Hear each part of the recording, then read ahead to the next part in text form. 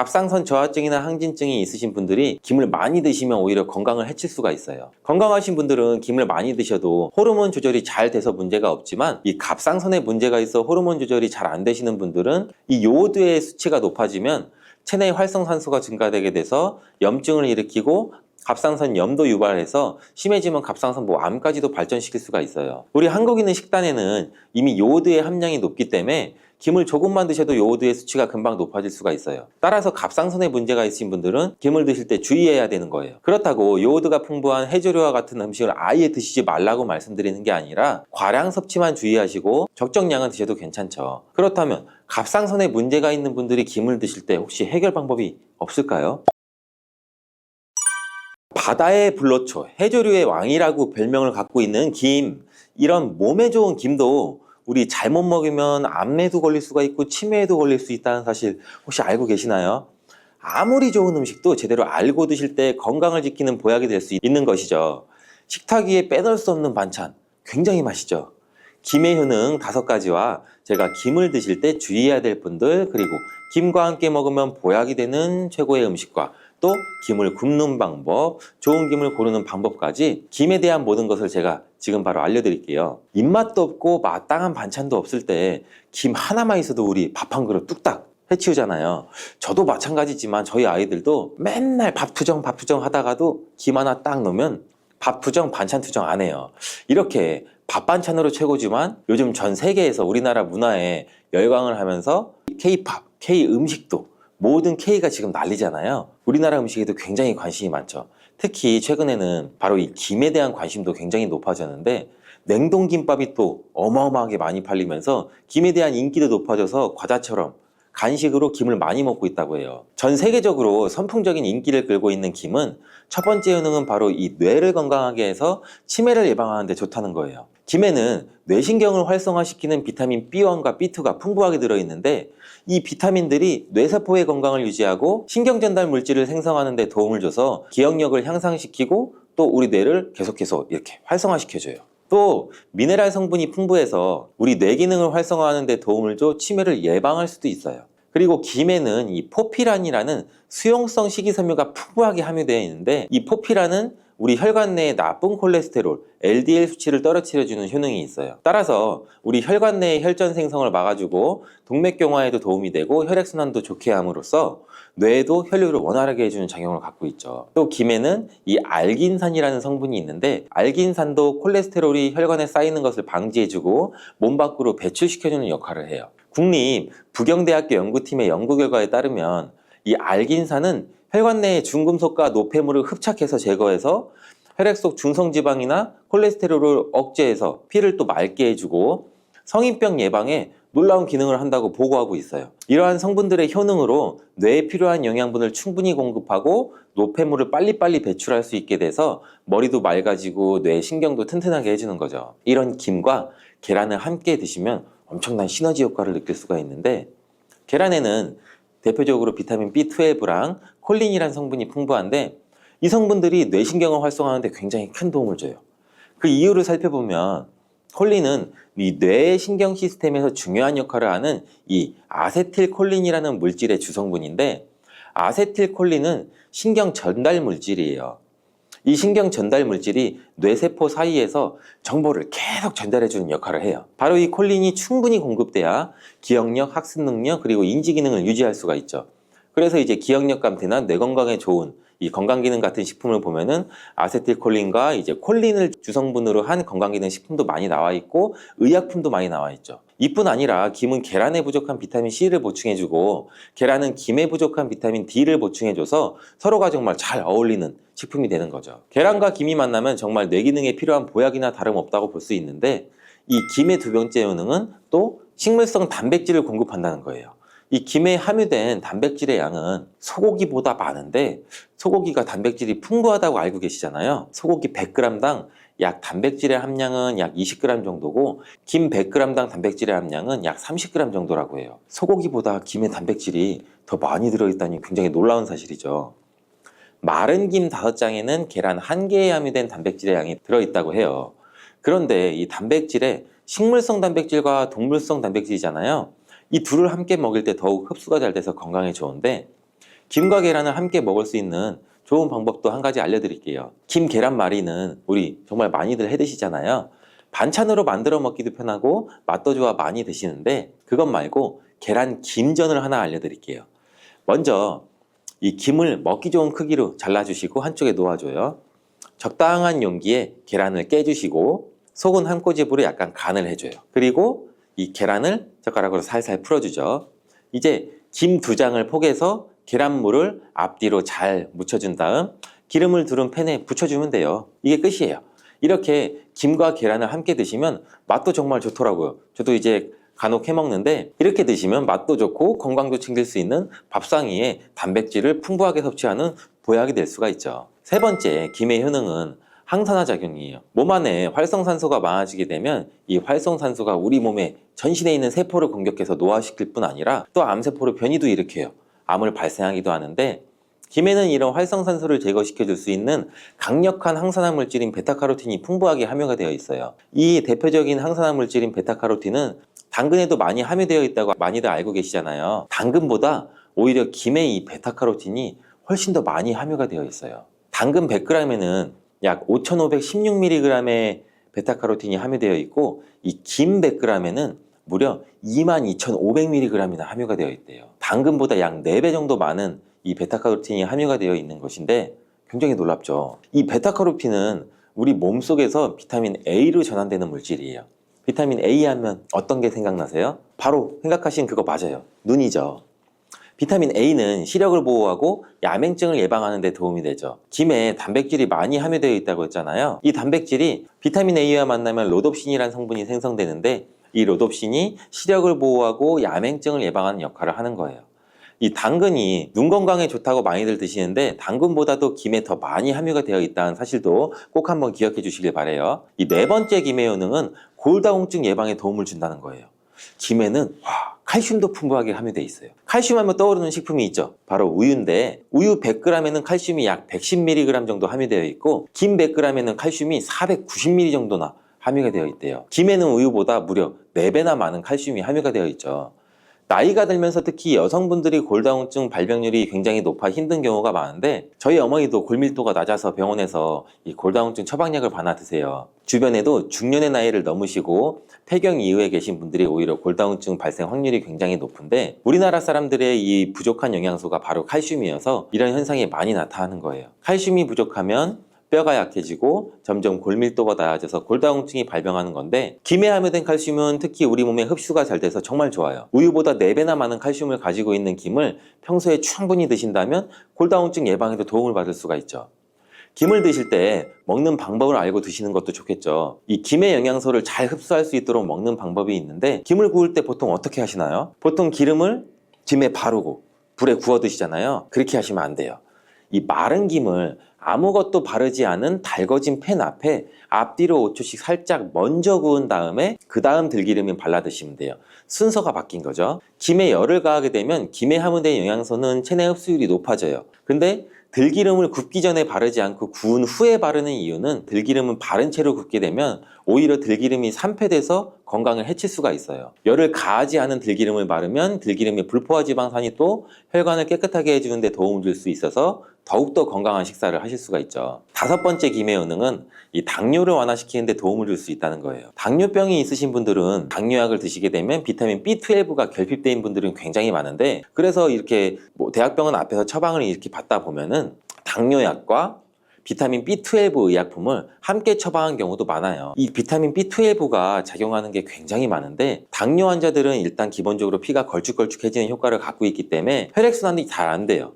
그래서 이제 발끝, 손끝, 거기에 해당하는 질환이 굉장히 많은데, 그걸로 인해서 이제 말초신경 질환이 같이 발생할 수가 있죠. 그래서 비타민 B12를 같이 처방을 해주는 이유인데, 이 김에 바로 비타민 B12가 풍부하게 함유되어 있어 당뇨병으로 인한 이 말초연관 증상을 완화시키는 데도 굉장히 큰 도움을 줄 수가 있어요. 2017년 한국식품과학회지에 실려있는 연구에서 당뇨 환자들이 김을 섭취하면 또 혈당 수치를 낮추는 데도 도움이 된다고 보고했고요. 이는 김에 함유된 비타민 B12 때문이라고 밝혀졌어요. 당뇨 환자는 비타민 B12가 결핍되기 쉬운데, 이 비타민 B12는 고기에 보통 많이 함유가 되어 있어요. 당뇨 환자의 식단은 또 채식인 경우가 많아서 이 영양소를 섭취할 수 있는 기회가 또 적어지는데, 이 당뇨 환자에게 처방되는 메트포르민 성분의 계열의 약 성분들의 약물이 또 비타민 B12의 흡수도 방해해서 이 성분이 결핍될 가능성은 더욱 높아지죠. 이 당뇨 환자들은 고혈당으로 인해서 또 신경이 많이 손상되는데, 이 때문에 손발끝이 저리거나 통증이 오는 신경합병증도 많이 발생되죠. 이 증상을 완화시키고 신경이 손상되지 않도록 보호해주는 역할을 비타민 B12가 또 해주죠. 이런 이유로 당뇨 환자는 비타민 B12의 섭취를 신경 써서 해주는 것이 굉장히 좋지만, 말씀드린 대로 육류 식단은 또 당뇨 환자의 식단에 잘 들어가 있지 않기 때문에 비타민 B12가 풍부한 김을 섭취하는 게 당뇨 환자의 정말 좋은 대안이 될 수 있는 거예요. 비타민 B12의 하루 권장 섭취량은 약 2.4 마이크로그램인데, 이는 자르지 않은 김 한 장만으로 섭취해도 충분히 섭취할 수 있는 양이에요. 당뇨가 있는 분들이라면 오늘부터 식사하실 때 김을 꼭 드셔야겠죠. 다만 시중에 판매되는 조미김은 기름에 구워지고 그 기름이 산패될 가능성이 높아서 오히려 건강에 해로울 수 있으니, 알려드린 대로 마른 김에 기름을 바르지 않고 달궈진 팬에 살짝 구워 드시길 추천드려요. 그런데 이렇게 평소에 많이 드시고 계신데 잘못 드시면 건강을 해칠 수도 있다는 사실 알고 계신가요? 특별히 갑상선이 약하신 분들은 김을 섭취하는데 주의하셔야 돼요. 갑상선은 우리 몸에서 가장 중요한 내분비 기관 중 하나인데, 갑상선은 이 목 부분 기관지 아래에 위치한 나비 모양의 내분비 기관이에요. 중요한 여러 기능을 하지만 그 중에서도 특별히 대사율을 조절하는 기능을 해요. 갑상선에서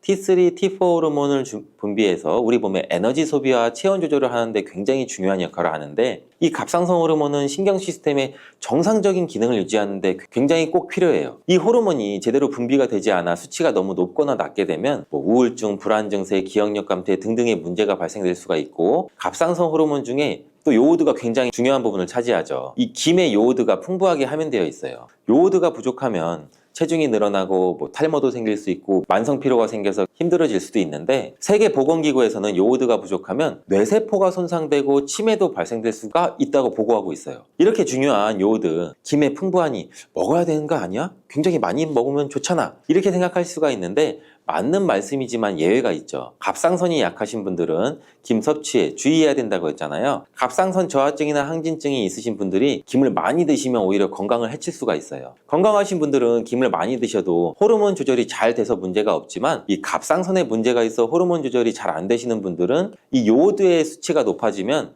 체내 활성산소가 증가되게 돼서 염증을 일으키고 갑상선 염도 유발해서 심해지면 갑상선 암까지도 발전시킬 수가 있어요. 우리 한국인의 식단에는 이미 요오드의 함량이 높기 때문에 김을 조금만 드셔도 요오드의 수치가 금방 높아질 수가 있어요. 따라서 갑상선에 문제가 있으신 분들은 김을 드실 때 주의해야 되는 거예요. 그렇다고 요오드가 풍부한 해조류와 같은 음식을 아예 드시지 말라고 말씀드리는 게 아니라, 과량 섭취만 주의하시고 적정량은 드셔도 괜찮죠. 그렇다면 갑상선에 문제가 있는 분들이 김을 드실 때 혹시 해결 방법이 없을까요? 물론 도움을 줄 수 있는 게 있죠. 그것은 바로 마늘과 함께 드시는 거예요. 대표적인 강력한 항암식품이 마늘이잖아요. 이 마늘에는 셀레늄이란 성분이 풍부해요. 이 셀레늄은 다량의 요오드로 인해 발생되는 활성산소로부터 갑상선을 보호하는 역할을 하게 되는 거예요. 그래서 우리 흔히 건강기능식품 기능성 원료로서 유해산소로부터 세포를 보호하는 작용을 한다는 효능을 가지고 있다고 우리나라 식약처에서도 셀레늄에 대한 성분을 인정해주고 있죠.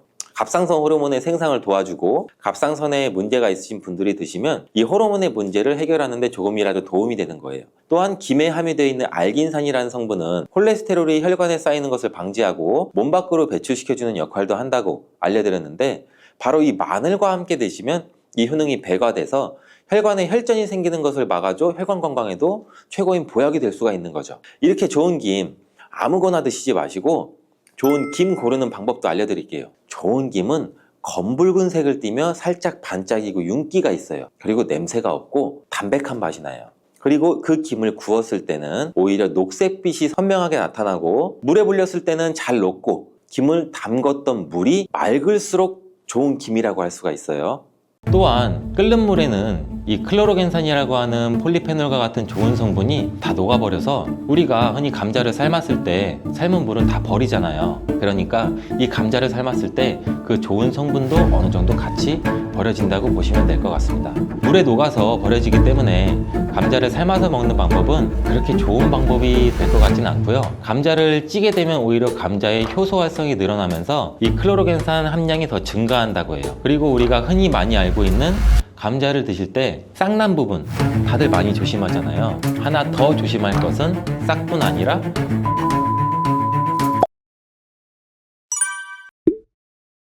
삶아 먹고 데쳐 먹고 쪄 먹고 볶아 먹고 전으로 부쳐 먹고 정말 다양하게 먹는 채소가 바로 감자인데요. 건강에 좋은 감자도 잘 알고 드셔야겠죠. 먼저 감자를 드실 때 어떤 거와 함께 먹으면 안 되고 주의해야 될 점은 무엇이 있을까요? 감자는 바나나와 함께 드시면 안 됩니다. 그 이유를 한번 알아볼까요? 바나나는 칼륨과 다양한 영양성분 그리고 식이섬유가 풍부해 에너지 공급과 다이어트에 좋기로 소문났는데요. 감자와 절대 함께 먹으면 안 된다니 정말 생각도 못하지 않나요?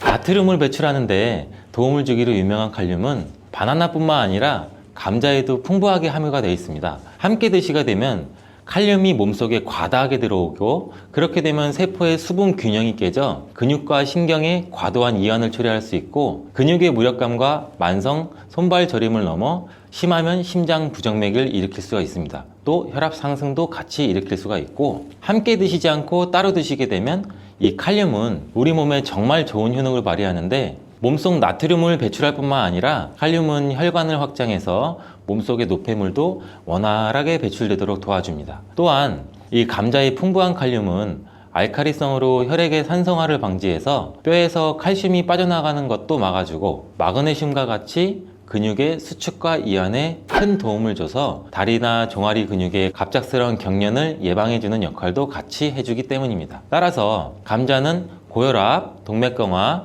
뇌졸중 이러한 심혈관 질환뿐만 아니라 뼈와 근육의 건강에도 많은 도움을 주기 때문에 정말 다양하게 조리해서 맛있게 드실 수가 있습니다. 근데 여기서 우리가 조리할 때 주의할 점도 있어요. 바로 감자전이나 감자튀김은 우리 몸에 독이 될 수 있다는 것입니다. 감자튀김이나 감자전 굉장히 맛있죠. 정말 맛있죠? 케찹에 찍어 먹고 마요네즈에 찍어 먹고. 근데 이러한 감자전이나 감자튀김이 칼로리가 굉장히 높고 비만과 심혈관 질환을 유발할 수 있는 이 트랜스 지방이 굉장히 많이 포함되어 있어서 건강에 해롭다는 사실은 굉장히 많이 들어보셨을 거예요. 이 감자를 튀기게 되면 아크릴 아마이드라는 유해 물질이 굉장히 많이 발생하게 됩니다. 튀긴 감자 굉장히 맛있는데 감자와 고구마와 같이 이러한 탄수화물이 많은 식품을 굉장히 높은 온도로 굽거나 튀길 때 생성되는 이 아크릴 아마이드는 암을 유발하고 뇌신경의 단백질을 손상시켜 알츠하이머성 치매, 파킨슨병의 위험을 증가시킨다고도 알려져 있습니다. 이러한 이유로 아크릴 아마이드는 세계보건기구와 국제암연구소에서 유해물질로 지정된 매우 위험한 물질인데 이런 위험한 물질을 굳이 일부러 만들어 먹을 필요는 없겠죠. 그렇다면 튀김 말고 어떻게 먹어야 되나? 감자를 삶아서 소금이나 설탕을 찍어 먹는 것, 이것 또한 좋아하시는 분들 굉장히 많을 거예요. 근데 물속에 넣어서 삶는 것보다는 감자는 찜기에 쪄서 드시는 게 굉장히 좋습니다. 감자에는 클로로겐산이라고 하는 폴리페놀 성분이 다량 함유가 되어 있는데 이 폴리페놀 성분이 특히 좋은 기능을 굉장히 많이 해요. 이 폴리페놀은 항암 효과가 있고 항산화 작용도 굉장히 강력하기 때문에 세포의 손상을 방지하고 세포의 변형도 방지해주는 기능이 있어 항암 작용도 있다라고 알려져 있고 이 클로로겐산이 심장 질환의 위험성 정도도 감소시켜 줄 수 있습니다. 그리고 피부 건강에도 감자가 도움이 될 수 있는데 이는 과산화 지질을 방지해주는 기능도 있습니다. 지질, 지방, 기름이 과산화되는 것을 방지하기 때문에 특히 피부주름, 피부 노화 여러분들 굉장히 많이 심각하게 생각하시고 계시잖아요. 우리 주름만 없어도 피부가 노화가 안 돼도 이 탱탱한 살도 유지할 수 있을 텐데 이거를 막아주는데 감자의 클로로겐산이 굉장히 많은 도움이 될 수가 있습니다. 그리고 다이어트에도 도움이 될 수가 있는데 이 체지방을 분해해주는 효과도 있습니다. 이 클로로겐산이 지방을 분해하기 때문에 비만 방지와 다이어트에 도움이 될 수가 있고 또한 혈당 관리에도 도움이 될 수가 있습니다. 혈당이 급격하게 올라가는 것을 이 클로로겐산이 막아주는 기능이 있기 때문에 당뇨 예방과 혈당 관리에도 도움이 될 수가 있습니다. 근데 이 클로로겐산이 감자의 속살에 있는 게 아니고 감자의 껍질에 많이 들어가 있는데요. 이 감자 껍질 1g당 클로로겐산이 1mg이 들어가 있습니다. 따라서 우리가 감자를 드실 때 감자 껍질을 잘 닦아서 감자 껍질도 같이 함께 드시는 게 더욱 좋습니다. 감자를 조리할 때 클로로겐산의 함량이 변화가 될 수도 있는데, 이는 생감자 껍질 1g에 아까 클로로겐산 1mg이 들어가 있다고 제가 말씀드렸죠. 이게 감자를 삶았을 때는 클로로겐산이 1mg에서 0.6mg로 감소하고, 또 오히려 찜기에 쪘을 때는 이 클로로겐산 함량이 1.6mg 정도로 높게 변형이 되고, 또 구웠을 때는 가장 낮게 0.2mg 정도 그램밖에 들어있지 않습니다. 또한 끓는 물에는 이 클로로겐산이라고 하는 폴리페놀과 같은 좋은 성분이 다 녹아버려서 우리가 흔히 감자를 삶았을 때 삶은 물은 다 버리잖아요. 그러니까 이 감자를 삶았을 때 그 좋은 성분도 어느 정도 같이 버려진다고 보시면 될 것 같습니다. 물에 녹아서 버려지기 때문에 감자를 삶아서 먹는 방법은 그렇게 좋은 방법이 될 것 같지는 않고요. 감자를 찌게 되면 오히려 감자의 효소 활성이 늘어나면서 이 클로로겐산 함량이 더 증가한다고 해요. 그리고 우리가 흔히 많이 알고 있는 감자를 드실 때 싹난 부분 다들 많이 조심하잖아요. 하나 더 조심할 것은 싹뿐 아니라 이 녹색으로 변한 감자입니다. 감자 싹에는 솔라닌이라고 하는 독성 물질이 포함되어 있는데, 이거는 섭취해서 안 된다는 건 이미 모두 잘 알고 계시잖아요. 근데 감자가 녹색으로 변한 거 역시 솔라닌 함량이 증가했기 때문에 섭취하지 않는 것이 좋습니다. 솔라닌은 감자와 같은 가지과 생물이 이 스스로를 방어하기 위해서 생성하는 천연 살충제라고 보시면 돼요. 이 솔라닌은 독성이 굉장히 강해서 소량 섭취만으로도 이 두통이나 복통이나 구토, 식중독 증상과 같은 것을 유발할 수 있으며, 과도한 섭취는 호흡곤란까지 초래해서 매우 위험할 수 있어요. 뜨거운 열로 조리해서 우리는 솔라닌을 제거할 거야, 이렇게 생각하시는 분들이 굉장히 많은데, 이 솔라닌은 285도 이상으로 가열해야만 분해가 되므로 100도씨의 물로는 아무리 삶아도 이 솔라닌 독소는 없어지지 않습니다. 이러한 솔라닌은 햇빛에 노출될수록 솔라닌의 생성이 굉장히 빨라져 감자는 어두운 곳에 보관하고, 싹이 난 감자뿐만 아니라 초록색으로 변한 감자도 반드시 패기 바랍니다.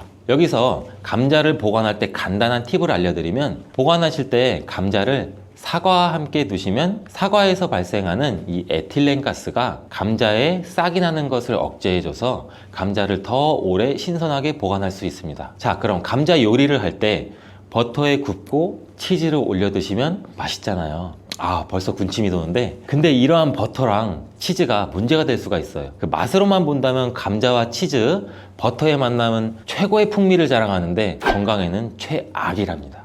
이 치즈와 버터를 감자 요리에 사용하게 되면 이 포화지방과 나트륨의 섭취를 증가시키게 돼서 심혈관 건강에 굉장히 안 좋은 영향을 끼칠 수가 있는데, 이 치즈와 감자를 함께 드시면 맛과 식감이 아주 좋지만, 고지방의 치즈는 칼로리를 증가시킬 뿐 아니라 감자의 영양 성분도 같이 파괴할 수가 있습니다. 특히 이 치즈에 들어있는 포화지방은 나쁜 콜레스테롤, 즉 LDL 콜레스테롤 수치를 높일 수가 있으며, 이는 심혈관 질환의 위험도 같이 증가시킵니다. 또한 치즈에 함유된 나트륨은 혈압 상승도 유발할 수 있고, 혈압이 상승하게 되면 다양한 심혈관 질환 문제도 같이 발생하게 됩니다.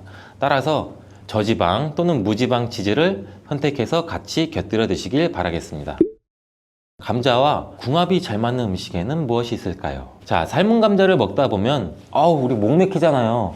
이때 우유 드시는 분들 굉장히 많으시죠. 저도 어렸을 때 감자를 설탕에 찍어 먹거나 소금에 찍어 먹고 있으면 엄마 목말라! 엄마가 물을 안 줘요. 왜 물을 안 줘? 근데 그때 엄마는 우유를 주셨어요. 저희 부모님은. 어른들의 지혜가 굉장히 대단하다고 생각해요. 저는.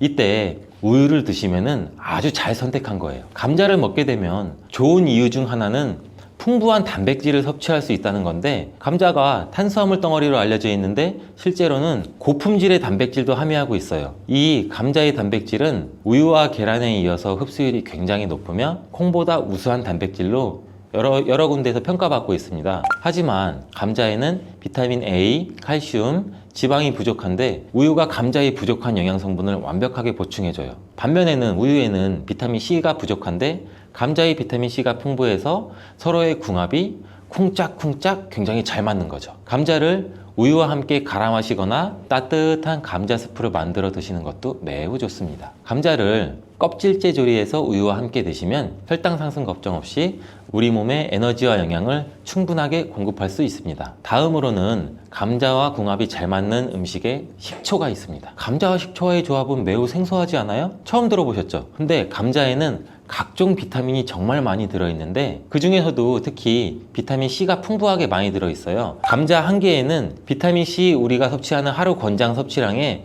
30% 이상이 들어있는데 사과보다 무려 3배나 많은 양이에요. 감자의 비타민 C는 이 스트레스 해소랑 강력한 항산화 작용을 해서 우리 몸의 면역력도 같이 강화시켜 주는데 이 비타민 C는 콜라겐 조직도 같이 강화해 피부를 탄력 있게 유지해주고 노화 방지에도 도움을 줍니다. 비타민 C가 열과 산에 약한 것은 굉장히 많이 알고 계시죠? 근데 놀라운 사실은 감자의 비타민 C는 감자 전분으로 인해서 마치 보호막처럼 삥 둘러싸여 있는 것처럼 열에 의한 손상이 적다는 거예요. 따라서 이 감자는 열에 익혀도 이 비타민 C가 많이 파괴되는 것을 걱정하지 않으셔도 됩니다. 이 비타민 C는 산도가 높은 환경에서 더욱 잘 흡수되면서 감자 요리나 감자 샐러드를 하실 때는 식초나 레몬즙을 약간 뿌리면 이 비타민 C의 흡수율을 또 높일 수 있어요.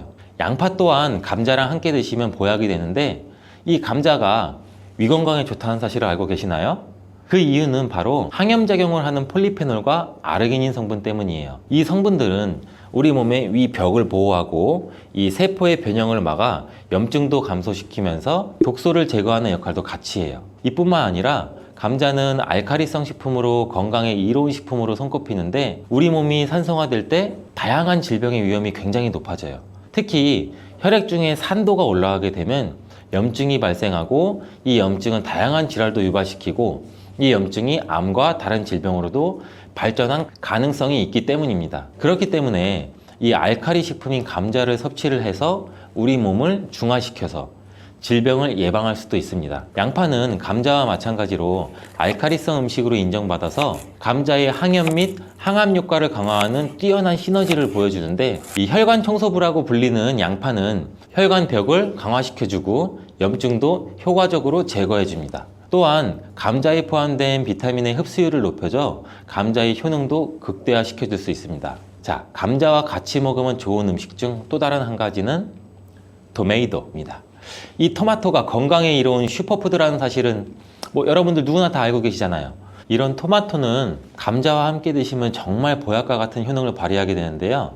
토마토와 감자를 함께 섭취하는 것은 항산화 물질과 비타민의 섭취를 증가시키며 특히 토마토의 라이코펜과 감자의 비타민 C는 함께 작용해서 신체의 항산화 작용을 극대화시켜줍니다. 이 둘의 만남은 우리 면역 체계를 강화시켜주고 염증도 감소시켜서 전반적인 우리 몸의 건강을 증진하는 데 도움을 줄 수 있습니다. 이 토마토와 감자는 심혈관 건강을 강화하고 혈압을 조절하는 데 도움도 줄 수 있는데 이 풍부한 섬유질과 항산화 물질은 장내 환경도 개선해 주기도 합니다. 또한 콩과 식물들도 감자와 함께 먹으면 정말 좋은데요. 이들은 함께 먹으면 균형 잡힌 영양 성분을 섭취하게 됩니다. 이 콩과 식물은 식물성 단백질, 섬유질, 철분, 마그네슘과 여러 비타민을 포함해서 심혈관을 건강하게 해주고 소화기관의 건강 개선과 혈당 조절에 훌륭한 효능을 발휘합니다. 따라서 당뇨병도 예방할 수 있고 혈당을 조절해주면 혈관이 건강하게 유지되고 혈관의 건강은 또 치매 예방에도 큰 역할을 해주는 거예요.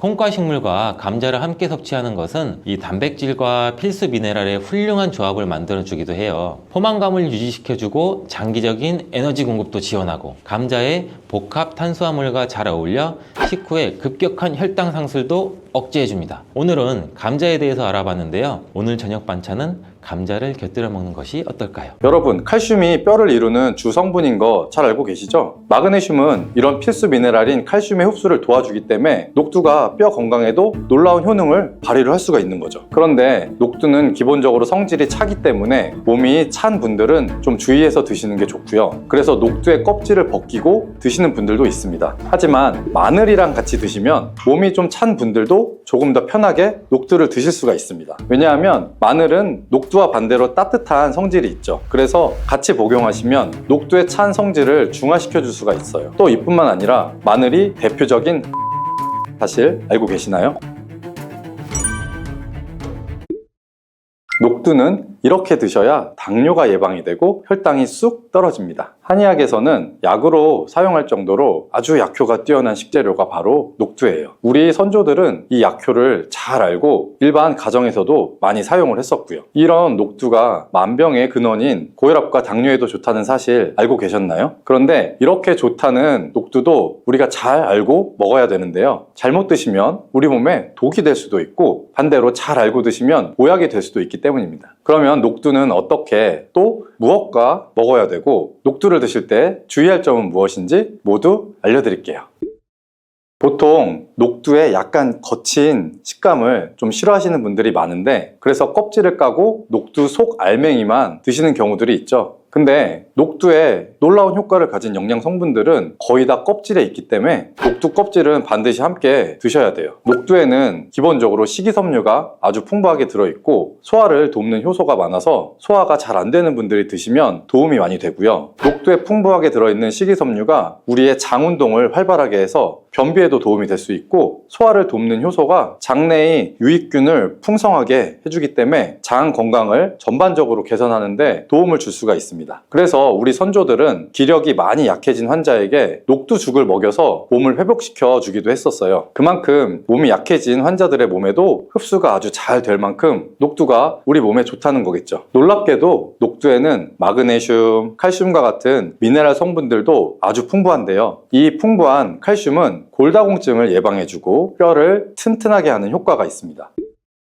여러분, 칼슘이 뼈를 이루는 주 성분인 거 잘 알고 계시죠? 마그네슘은 이런 필수 미네랄인 칼슘의 흡수를 도와주기 때문에 녹두가 뼈 건강에도 놀라운 효능을 발휘를 할 수가 있는 거죠. 그런데 녹두는 기본적으로 성질이 차기 때문에 몸이 찬 분들은 좀 주의해서 드시는 게 좋고요. 그래서 녹두의 껍질을 벗기고 드시는 분들도 있습니다. 하지만 마늘이랑 같이 드시면 몸이 좀 찬 분들도 조금 더 편하게 녹두를 드실 수가 있습니다. 왜냐하면 마늘은 녹두와 반대로 따뜻한 성질이 있죠. 그래서 같이 복용하시면 녹두의 찬 성질을 중화시켜 줄 수가 있어요. 또 이뿐만 아니라 마늘이 대표적인 항암 식품인 사실 알고 계시나요? 마늘 속에는 S알릴시스테인과 알리신이라는 성분이 들어있는데 이 성분들이 암세포를 억제해주고 사멸시켜주는 아주 큰 효과가 있습니다. 또 강력한 항산화 성분인 폴리페놀이 많이 들어있어서 나쁜 콜레스테롤의 생성을 막아주고 혈관을 깨끗하게 만들어주기 때문에 심혈관 질환 예방에도 아주 효과가 좋습니다. 이뿐만 아니라 체내의 지방의 대사를 촉진시켜 주는데 다이어트 하시는 분들 많죠. 이 다이어트에 큰 도움이 될 수 있습니다. 지방 분해를 통해서 체지방을 제거해주고 비만을 예방하는 효과가 함께 있는 거죠. 그래서 마늘을 녹두와 함께 드시면 시너지 효과를 낼 수 있기 때문에 우리 몸에 더 보약으로 쓸 수가 있는 겁니다. 그러면 이 마늘이랑 녹두를 함께 먹을 수 있는 방법을 좀 알아볼게요. 가장 간단한 방법은 바로 마늘 녹두밥을 지어서 먹는 건데요. 녹두를 물에 충분히 불린 다음에 밥을 하시면 이 녹두 껍질에 있는 그 거친 식감들을 많이 완화를 시켜서 편하게 드실 수가 있습니다. 그리고 우리가 녹두하면 생각나는 대표적인 음식이 있죠. 바로 녹두 빈대떡이죠. 아주 맛있죠. 맛있는 녹두 빈대떡에 돼지고기를 갈아서 함께 부쳐서 먹기도 하죠. 이 방법이 영양학적으로 아주 탁월한 조합이 됩니다. 왜냐하면 녹두에 부족한 필수 아미노산인 트립토판 같은 성분이 돼지고기에 풍부하게 들어있기 때문이에요. 트립토판이나 이제 메티오닌 같은 필수 아미노산은 우리 몸에서 기본적으로 합성이 되지가 않습니다. 그래서 반드시 우리가 음식을 통해서 섭취를 해야 하고요. 돼지고기에는 이런 아미노산이 많이 들어있기 때문에 우리가 나이가 들면서 기력이 떨어지고 처지시는 분들이 녹두와 돼지고기를 함께 드시게 되면 기력을 회복하는 데도 아주 좋은 효과를 보실 수가 있습니다. 또 돼지고기에는 단백질이 풍부하기 때문에 근육을 튼튼하게 해주는 데도 도움을 주고 풍부한 비타민 B1이 우리 몸의 피로 회복과 신경을 안정시키는 데도 매우 효과가 좋습니다. 또 돼지고기에는 철분도 아주 풍부해서 나이가 들면서 부족해지는 철분을 보충하는 데도 아주 좋은 효과를 볼 수가 있고요. 그리고 필수 지방산인 리놀레산이 많아서 동맥경화나 고혈압 같은 성인병을 예방할 수 있고 아연이나 셀레늄, 비타민 B6 등의 영양소는 우리 몸의 면역력을 강화하는 데에도 도움을 주거든요. 녹두는 또 혈당을 낮춰주고 인슐린 감수성을 높여주는 효능이 있어서 당뇨 관리에도 너무 좋은 식품입니다. 풍부한 식이섬유가 소장에서 당의 흡수를 지연시켜주기 때문인데요. 또한 다양한 미네랄과 비타민이 당뇨로 인한 합병증을 예방하는 데에도 좋은 효과가 있고요. 이때 녹두를 팥이랑 함께 드시면 이런 효과가 매우 높아집니다. 왜냐하면 팥은 강력한 항산화 성분인 안토시아닌이 풍부하게 들어있고 혈관의 활성산소를 제거해주고 혈관 세포의 손상을 예방해줘서 혈관을 깨끗하고 아주 건강하게 만들어줄 수가 있는 겁니다. 2014년에 발표된 한 연구에서 팥을 섭취하면 어떤 이점이 있는지가 나왔는데요. 2형 당뇨병 환자의 혈당 수치와 인슐린 저항성을 개선하는 데 도움이 되는 것으로 보고가 됐습니다. 이 연구에서는 약 4주 동안 매일 팥을 섭취하게 했는데 그 결과 당뇨 환자들의 공복 혈당 수치가 약 평균 19.5%가 감소했고 또한 인슐린 저항성이 감소하는 결과를 볼 수가 있었어요. 또 팥은 쌀의 10배 이상 그리고 바나나의 약 4배 이상 많은 칼륨이 함유되어 있는데요. 칼륨은 몸 안에 있는 나트륨을 배출하는 데 도움을 주고 당뇨 환자의 신장 기능을 강화시켜 줄 수 있고 혈압의 상승을 억제해주는 효과가 있습니다. 또 팥은 우리가 한의원에서 다이어트를 위한 처방을 할 때도 많이 쓰이거든요. 그 이유가 뭐냐 하면 팥에 들어있는 이 풍부한 칼륨 때문인데요. 칼륨이 이뇨작용을 통해서 우리 몸에 이 부종을 줄여줄 수가 있습니다. 붓는 거를 빼주는 거죠. 그래서 보통 지방이 몸에 잘 쌓여서 살이 잘 붓고 찌는 분들이 팥을 드시면 아주 좋은 효과를 볼 수가 있습니다. 한 실험에서 실험 쥐에게 팥 추출물을 먹여본 적이 있었는데요. 그랬더니 근육 손실 없이 체지방 함량이 약 30%가 줄었고 몸무게도 37% 정도 감소한 결과를 발표했었어요. 정말 큰 효과죠.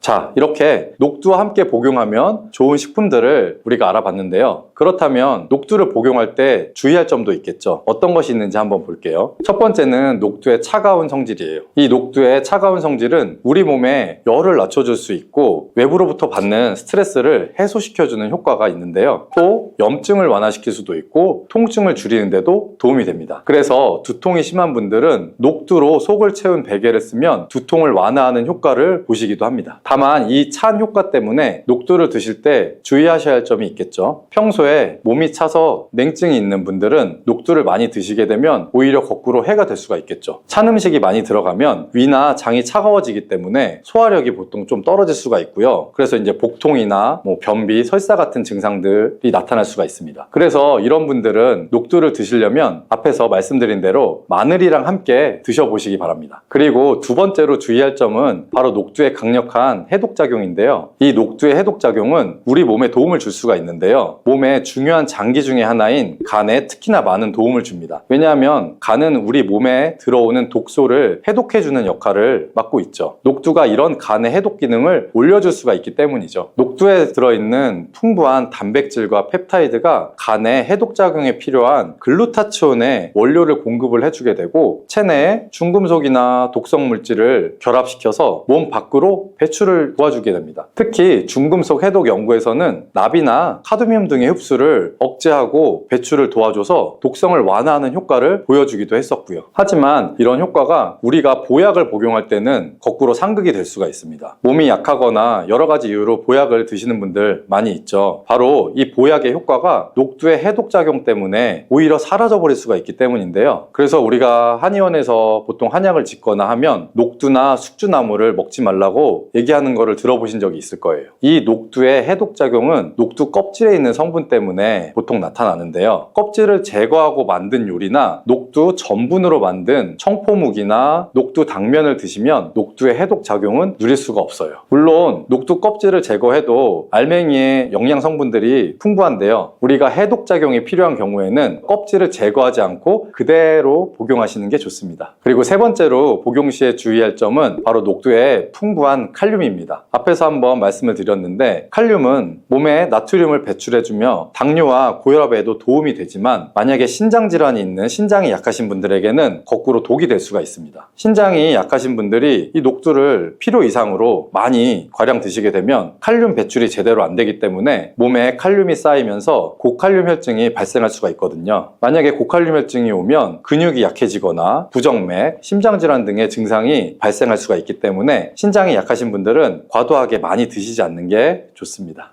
암이 발생하는 여러 이유 중에 하나는 몸에서 염증이 계속해서 발생하기 때문인데요. 우리 폐에 염증이 반복해서 발생하면 폐암이 될 가능성이 있고 또 위에 염증이 반복해서 발생하게 되면 위암이 될 가능성이 높은 것이죠. 당근이 몸에 좋다는 사실은 이미 알고 계시죠? 몸에 좋다는 당근도 먹는 방법과 또 함께 먹는 음식에 따라 몸에 독이 될 수도 있고 보약이 될 수도 있다는 사실 알고 계신가요? 당근과 함께 먹으면 보약이 되는 음식과 당근을 먹는 방법, 그리고 당근을 제대로 먹었을 때 나타나는 놀라운 효능까지 당근에 대한 모든 것을 알려드릴게요. 연예인이 약 3주 동안 11kg를 감량했다고 하는 당근 다이어트 방법도 영상 뒷부분에 있으니 끝까지 시청해주세요. 그럼 당근에 대한 모든 것 바로 시작합니다. 당근의 대표적인 효능은 베타카로틴에서 나옵니다. 베타카로틴은 채소를 노란색, 주황색, 빨간색이 되도록 하는 성분이며 대표적인 항산화 물질입니다. 항산화 작용을 한다는 것은 항염증 작용을 하는 것이고 이 항염증 작용을 한다는 것은 바로 항암 작용을 할 수 있다는 것인데요. 여기에서 당근의 첫 번째 효능, 눈 건강을 좋게 하는 것이 나오는데요. 당근의 베타카로틴이 우리 몸속에 들어오게 되면 비타민 A로 변하게 됩니다. 비타민 A는 눈 건강을 좋게 하는 성분이죠. 당근을 먹으면 눈이 좋아진다는 말을 많이들 들어보셨을 텐데요. 눈 건강을 위해 요즘에 루테인을 드시는 분들이 점점 많아지고 있죠. 그렇다면 눈에 좋다는 루테인 영양제를 먹는 것과 당근을 먹는 것은 어떤 차이가 있을까요? 영양제와 당근에는 모두 비타민 A, 루테인, 지아잔틴 등이 들어있어서 이 시력을 유지하고 눈의 노화를 방지해주며 황반변성 등의 질환도 예방을 해주게 됩니다. 당근에는 여기에다가 비타민 C, 비타민 K, 그리고 필수 미네랄이 더 있기 때문에 항산화 효과 및 뼈 건강에도 도움을 더 받을 수가 있게 되고요. 우리가 혈액순환이 잘 안 될 때는 루테인 영양제를 드신다고 해도 효과에 한계가 있을 수가 있어서 평소에 당근을 좀 더 드셔보시는 걸 추천해 드립니다. 두 번째 당근의 효능은 바로 노화 방지입니다. 이것도 베타카로틴의 효능과 관련이 있습니다. 노화가 된다는 것은 몸이 산화가 되고 또 염증이 많아지게 된다는 것인데요. 염증이 몸 안에 곳곳에서 문제를 일으키게 되는 것이죠. 이런 염증을 없애주는 것이 바로 노화를 방지하는 것인데요. 앞에 말씀드린 당근의 베타카로틴과 비타민C는 강력한 항산화 작용을 통해 이 염증을 없애주고 노화를 방지해주는 것입니다. 세 번째 당근의 효능은 장을 건강하게 하고 당뇨를 예방하는 것입니다. 요즘에 당근 주스 많이들 만들어서 드시는데요. 착즙해서 집에서 드시는 분들도 많으실 거예요. 여기서 약간 아쉬운 것은 착즙하고 남은 찌꺼기는 모두 버린다는 것인데요. 당근은 사실 식이섬유 폭탄이라고도 할 수가 있습니다. 당근의 베타카로틴이 혈액 내 염증을 제거하고 당근의 식이섬유는 장 속에 노폐물들을 제거하는 역할을 하기 때문인데요. 우리 장 속에 유산균이 정상적으로 잘 살아가려면 유산균의 먹이가 필요합니다. 이 먹이를 우리가 보통 프리바이오틱스라고 부르죠. 그리고 프리바이오틱스의 역할을 해주는 것이 바로 당근에 들어있는 이 식이섬유입니다. 식이섬유는 당을 흡착해서 배출해주는 효능이 있죠. 이 효능은 당이 우리 몸에 흡수되는 속도도 늦춰주고 혈당이 급격하게 오르는 것을 막아주게 됩니다. 이런 과정은 당뇨를 예방하는데 아주 탁월한 효능을 발휘하게 되는 것이고요. 그리고 네 번째 당근의 효능은 암을 예방하는 것입니다. 암이 발생하는 여러 이유 중에 하나는 몸에서 염증이 계속해서 발생하기 때문인데요. 우리 폐에 염증이 반복해서 발생하면 폐암이 될 가능성이 있고 또 위에 염증이 반복해서 발생하게 되면 위암이 될 가능성이 높은 것이죠. 또 한 가지 경우는 혈액순환이 잘 되지 않는 곳에 암이 발생할 가능성이 높아지는 건데요. 혈액순환이 잘 되지 않게 되면 그곳에 영양분들이 잘 전달이 되지 않고 몸에 문제가 생겨도 회복이 더디거나 악화될 가능성이 높아져서 결국 암으로 발전하게 된다는 것입니다. 그래서 이러한 문제들을 해결해 주는 것이 바로 항산화 성분이고 당근의 베타카로틴이 강력한 항산화 작용을 해서 암을 예방할 수가 있는 것입니다. 간혹 흡연을 하는 분들 중에 이 베타카로틴을 섭취하면 폐암의 발병률이 높아진다고 해서 당근 섭취를 꺼리시는 분들이 있는데요. 걱정하지 않으셔도 됩니다. 사실 암 발생은 당근과는 아무런 관련이 없습니다. 폐암이 발생했던 실험군은 당근을 섭취한 것이 아니고 베타카로틴 영양제를 섭취했던 것이었으며, 당근을 섭취한 실험군은 오히려 암 발병률이 낮았다는 연구 결과가 있습니다.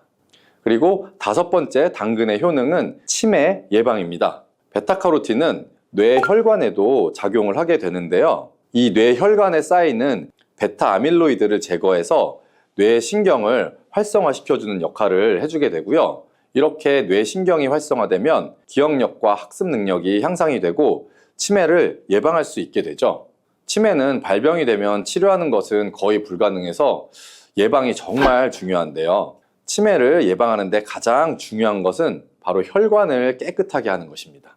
당근의 베타카로틴이 혈관을 깨끗하게 해주는 효능이 있으니 당근을 매일 하나씩 꾸준히 섭취해서 치매를 예방하시기를 추천드립니다. 자, 그리고 6번째 당근의 효능은 바로 다이어트에 효과적이라는 것입니다. 한 여성 연예인이 당근 다이어트로 3주 동안 11kg을 감량한 사실도 있는데요. 이런 효과를 누릴 수 있는 이유가 바로 당근에 함유된 식이섬유 때문입니다.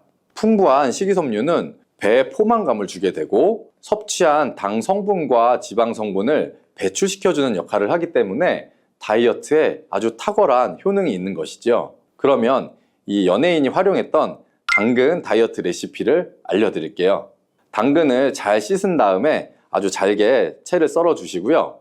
당근 하나에다가 소금을 1스푼 정도 넣어서 약 10분 정도 절여 주시고, 절인 물은 이제 꼭 짜서 버려 주시면 되고요. 그리고 여기에 올리브 오일과 식초를 잘 버무려 주셔서 밀폐 용기에 담은 다음 냉장고에서 2-3시간 정도 숙성한 후에 드시면 됩니다. 이때 먹을 때 사과를 채 썰어서 함께 드시면 더 맛있게 드실 수 있고요. 이렇게 좋은 당근도 먹는 방법에 따라 효과를 10배 이상 늘릴 수도 있고, 함께 먹으면 그래서 더 좋은 음식들이 있는데요.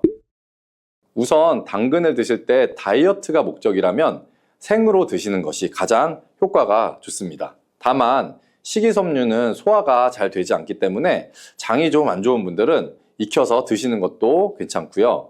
그리고 당근을 드실 때는 껍질까지 함께 드시는 것을 추천해 드리는데요. 당근의 영양 성분은 껍질에 가장 많이 함유되어 있기 때문이에요. 그리고 당근의 베타카로틴은 지용성 성분입니다. 지용성이라는 것은 기름에 잘 녹아서 흡수가 된다는 것인데요. 베타카로틴을 잘 흡수하기 위해서는 우리가 기름과 함께 섭취하는 것이 좋습니다. 보통 오메가3가 풍부한 올리브유나 들기름, 아마씨유 같은 기름을 사용하시면 좋고요. 기름을 사용하여 살짝 익혀서 드시게 되면 생으로 드셨을 때 10% 정도 흡수되는 베타카로틴을 약 70% 정도 흡수할 수 있게 됩니다. 엄청난 차이죠? 우리가 기름에 볶을 때는 너무 오래 익히지 말고 살짝만 익혀서 드시는 것이 좋습니다. 너무 오래 볶으면 오메가3를 함유한 기름도 산패가 될 수 있기 때문에 문제가 될 수 있고요. 그래서 약간만 볶아주시면 됩니다. 그리고 마지막으로 함께 먹으면 좋은 음식들을 알려드릴게요. 몇 년 전부터 유행하고 있는 주스가 있죠. 바로 ABC 주스라고 하는데요. 여기에 들어가는 재료는 사과, 비트, 그리고 당근이죠. 이 3가지를 함께 가른 다음에 주스로 마시면 항산화 폭탄 주스를 마시게 되는 것인데요. 이 3가지 중에 비트의 효능이 혈관을 확장시켜주는 역할을 합니다. 풍부한 항산화 성분들이 확장된 혈관을 따라서 온몸으로 구석구석 공급돼서 혈관을 깨끗하게 해주고 염증을 제거하여 각종 질병을 예방할 수 있게 되는 것이죠. 다만 비트에는 옥살산이 함유되어 있는데 이 옥살산이 신장의 결석을 유발할 수 있기 때문에 신장이 약하신 분들은 약간의 주의가 필요하고요. 그래서 요즘에는 이 비트를 빼고 사과, 양배추, 당근 이렇게 3가지를 넣은 ACC 주스도 많이 드시는데요. 양배추는 우리 몸에 진액을 보충해 주어서 점막을 촉촉하게 해주는 효능이 있기 때문에 외부로부터 들어오는 바이러스와 이물질을 배출시켜 주는데 탁월한 효능이 있습니다.